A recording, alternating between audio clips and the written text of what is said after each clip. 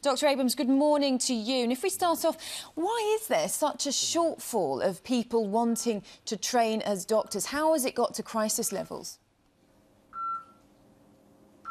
I think that doctors in training are deciding not to go into general practice. They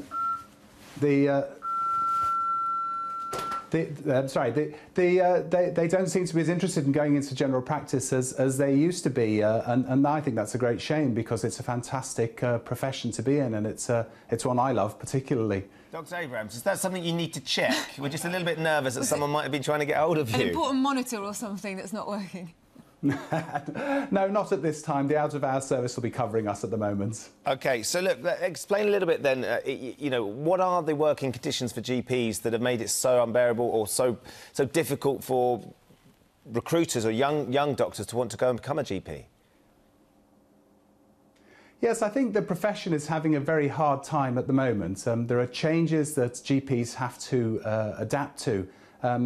In the olden days, 25 years ago, we used to wait for the patient to come through the door, but nowadays we're expected to do much more.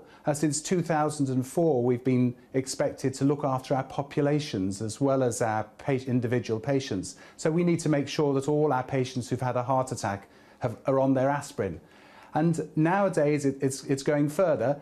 We're expected to look after the health and well-being of our patients to make sure they don't get heart disease in the first place. Now, these are good things for health. I've got no question about that. But the demands on general practice, on primary care, on our staff and on ourselves is increasing, and it's very, very difficult to meet these challenges without added resources. And I think a lot of young doctors are seeing those demands. They used to think that general practice was something that they could enjoy and value, and that's becoming less and less nowadays.